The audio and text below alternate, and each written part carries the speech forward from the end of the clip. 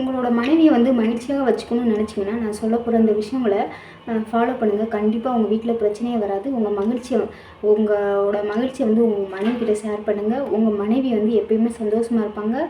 உங்கள புரிஞ்சு நடந்துப்பாங்க. உங்கள் குடும்பத்தில் சண்டையே வராது. அதுக்கு என்னென்ன பண்ணணும் அப்படிங்கிறத இந்த வீடியோவில் சொல்லியிருக்கேன். அதனால் ஸ்கிப் பண்ணாம பாருங்கள். பார்த்தா தான் என்ன சொல்லியிருக்கேன் அப்படிங்கிறது புரியும். ஓகேங்களா?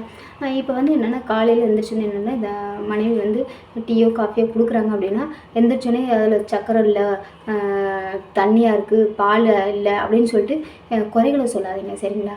எந்திரிச்சு வந்து உங்களை எழுப்புறாங்க, இல்லை டீ காஃபி கொடுக்குறாங்க அப்படின்னா, அதுக்கு வந்து ஒரு குட் மார்னிங் சொல்லுங்கள். காலையில் குட் மார்னிங் சொல்லுங்கள். மதியம் வந்து நீங்கள் வேலைக்கு டியூட்டியில் இருக்கீங்க அப்படின்னா, வீட்டில் அவங்க வேலை செஞ்சுருக்காங்க அப்படின்னா, மதியம் ஒரு குட் ஆஃப்டர்நூன் சொல்லிவிட்டு சாப்பிட்டாச்சா, என்ன பண்ணுற, டைம் ஆச்சு போய் சாப்பிட்றேன்னு சொல்லுங்கள். அதேமாதிரி நைட்டு வந்து வீட்டுக்கு வந்தோடனே வந்து ஈவினிங் வரும்போது ஒரு குட் ஈவினிங் சொல்லுங்கள். நைட்டு தூங்கும்போது வந்து ஒரு குட் நைட் சொல்லுங்கள். இந்த மாதிரி சின்ன சின்ன விஷயங்களில் நம்ம அவங்ககிட்ட சொல்லும்போது அவங்க ரொம்ப சந்தோஷப்படுவாங்க. பரவாயில்ல, நம்மளோட ஹஸ்பண்ட் வந்து நமக்காக எவ்வளோ மெனக்கட்டு நம்மளுக்கு மறக்காமல் வந்து நம்மளுக்கு குட் மார்னிங் குட் ஆஃப்டர்நூன்லாம் சொல்லி நம்மளை சந்தோஷப்படுத்துகிறாங்க அப்படிங்கிறத அதை நினச்சி அவங்களுக்கு ரொம்ப சந்தோஷமாக இருக்கும். சரிங்களா?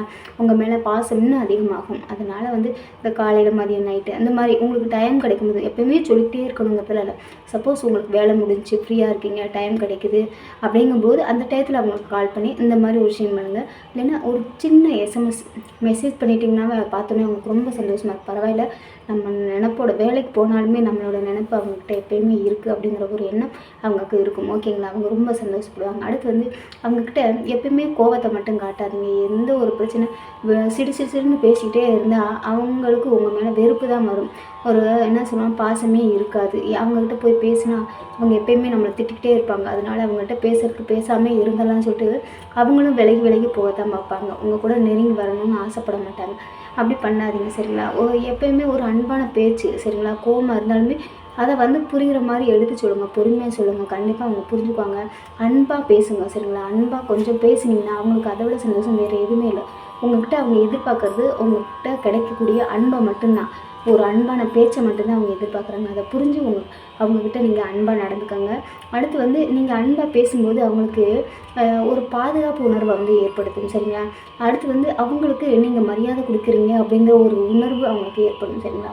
நீங்கள் அன்பாக பேசுனால ஒரு பாதுகாப்பு, பரவாயில்ல, எனக்கு என்னோடய ஹஸ்பண்ட் இருக்காங்க, கூட இருக்காங்க, அவங்க வந்து என்னை நல்லா பார்த்துக்குவாங்க, எனக்கு ஒரு பாதுகாப்பாக இருப்பாங்க, எனக்கு எல்லா விஷயத்துலையும் மரியாதை கொடுக்குறாங்க, நான் என்ன செஞ்சாலுமே எனக்கு மரியாதை கொடுக்குறாங்க அப்படிங்கிற ஒரு எண்ணம் வரும்.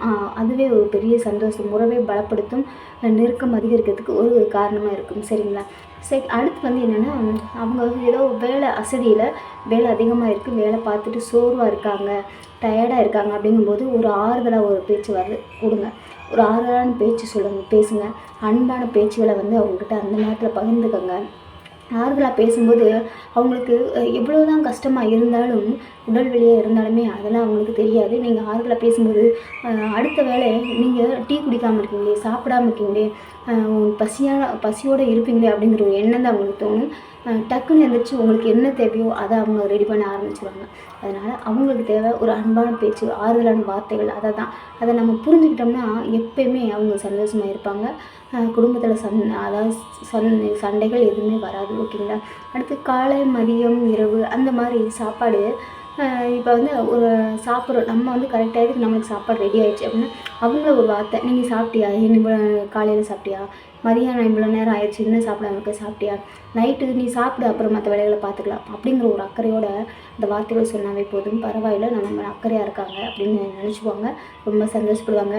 வேலையெல்லாம் இப்படி இருக்குது, சோறு நல்லா, குழம்புல நல்லா, நீங்கள் சாப்பிட்ற டயத்தில் நீங்கள் சொன்னீங்கன்னா உங்களுக்கு சாப்பாடு நீங்கள் வந்து நல்லா இல்லைனாலும் நீங்கள் சாப்பிட்டு போயிருங்க. ஆனால் வந்து அந்த செஞ்ச சாப்பாட்டை அவங்களால சாப்பிட முடியாத அளவுக்கு போயிடும். சரிங்களா? அதனால் வந்து என்னென்னா அந்த டயத்தில் வந்து அவங்கள கஷ்டப்படுத்துகிறமான வார்த்தைகளை பேசாதீங்க. ஓகேங்களா? அடுத்து வந்து என்ன அப்படின்னா, அக்கறையாக வெளிக்காட்டணும். சரிங்களா? அக்கறையாக நீங்கள் பேசுகிற விதங்கள் வந்து அக்கறையாக இருக்கணும். அவங்கள வந்து அக்கறையாக பார்த்துக்கிற மாதிரி இருக்கணும். அக்கறையாக பேசுங்க. எதுனாலும் அவங்க மேலே அக்கறையாக இருங்க. சரிங்களா?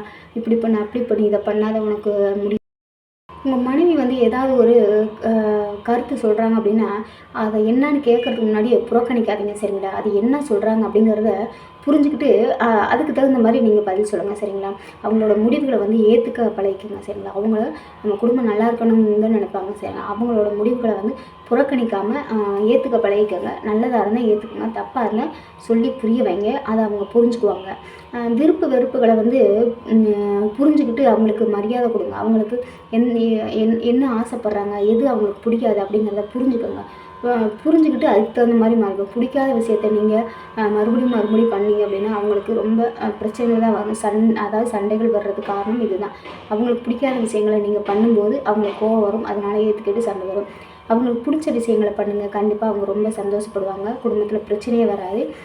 அவளுக்காக செய்யப்படும் உணவு, அதாவது வாரத்தில் ஒரு நாள், மாதத்தில் ஒரு நாள் நீங்கள் ரெஸ்ட்டில் இருக்கீங்க, ஃப்ரீயாக இருக்கீங்க அப்படிங்கும்போது அவங்களுக்காக ஏதாவது அவங்களுக்கு பிடிச்சதை ஏதாவது செஞ்சு கொடுங்க. இல்லாட்டி அவங்களுக்கு என்ன பிடிக்குன்னு தெரிஞ்சுக்கிட்டு அதை வாங்கி கொடுங்க. அவங்க ரொம்ப சந்தோஷப்படுவாங்க. பரவாயில்ல, நம்ம மேலே நம்மளுக்கு என்ன பிடிக்கும் அப்படிங்கிறத இப்போ ஞாபகம் வச்சுட்டு நம்மளுக்கு வாங்கி கொடுக்குறாங்க அப்படிங்கிற ஒரு சந்தோஷம் அவங்களுக்குள்ளே இருக்கும் சரிங்களா. இதெல்லாம் ஒரு சின்ன சின்ன விஷயம் தாங்க. ஆனால் அது வந்து சந்தோஷத்தை ஒரு குடும்பத்தில் வந்து சந்தோஷம் வரணும்னா இதெல்லாம் வந்து நம்ம பண்ணணும் சரிங்களா. அவங்கள சந்தோஷப்படுத்தினா தான் குடும்பத்தில் சந்தோஷம் இருக்கும்.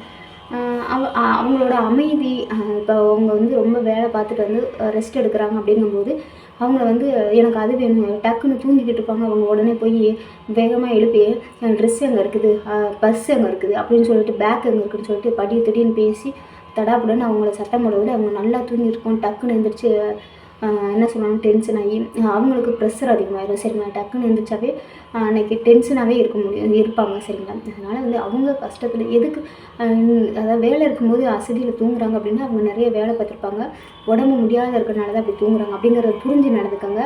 அதை நீங்கள் ஏற்றுக்கோங்க சரிங்களா. ஏற்றுக்கிட்டு அதுக்கு தகுந்த மாதிரி உங்கள் வேலைகளை நீங்களே பார்த்துக்கோங்க. அவங்கள எழுப்பாதீங்க, ரெஸ்ட் எடுக்க விடுங்க, அவங்களுக்கு ஒரு பாதுகாப்பாக இருங்க சரிங்களா. மற்றவங்களும் வந்து டிஸ்டர்ப் பண்ணாத அளவுக்கு பார்த்துக்கோங்க.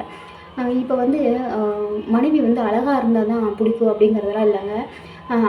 அதாவது தோற்றத்தை வச்சு யாரையுமே எடை போடாதீங்க சரிங்களா. அவங்களோட மனசு வச்சு எடை போடுங்க. அவங்க மனசு எப்படிப்பட்டது, அதாவது அவங்க மனசு எப்படி பூ மாதிரி இருக்குது, அவங்களோட தோற்றம் எப்படி வேணாலும் இருக்கலாம், ஆனால் மனசு நல்ல குணமாக இருந்துச்சுனாவே போதுங்க. உங்கள் குடும்பத்துக்கு எந்த ஒரு பிரச்சனையும் இல்லாமல் உங்களை பாதுகாப்பாக உங்கள் குழந்தைகளை பத்திரமா பார்த்துக்கிறதுக்கு அது ஒன்றுமே போதும் சரிங்களா. தோற்றத்தை விட உள்ளத்தை நேசிக்கும் குணம் கொண்ட கணவனாக இருக்க பழகிக்கணும் சரிங்களா. அதுதான் எல்லா பெண்களுமே விரும்புகிறது ஓகேங்களா. இப்போ இந்த வீடியோ நான் சொல்லியிருக்கிறது அந்த கருத்துக்கள் எல்லாமே உங்களுக்கு புரிஞ்சிருக்குன்னு நினைக்கிறேன். புரிஞ்சிருந்தால் லைக் பண்ணுங்கள், ஷேர் பண்ணுங்கள், கமெண்ட் பாக்ஸ் கமெண்ட் பண்ணுங்கள். சப்ஸ்கிரைப் பண்ணாங்க, சப்ஸ்கிரைப் பண்ணிவிட்டு பெல் ஐக்கனை கிளிக் பண்ணிவிட்டு ஆளுங்க கிளிக் பண்ணுங்கள். இப்போ நான் போகிற வீடியோஸ் எல்லாமே உங்களுக்கு நோட்டிஃபிகேஷனாக வரும். டெய்லியும் வீடியோஸ் வரை ஷார்ட்ஸ் பண்ணி லைவ் போட்டுட்ருக்கேன். யூடியூப்பில் போய்ட்டு ரித்தி மோட்டிவேஷனல் ஸ்பீச் அப்படின்னு போட்டிங்கனாவே என்னோடய வீடியோஸ் வந்து ஓகேங்களா. அடுத்த வீடியோ பார்க்கலாம்.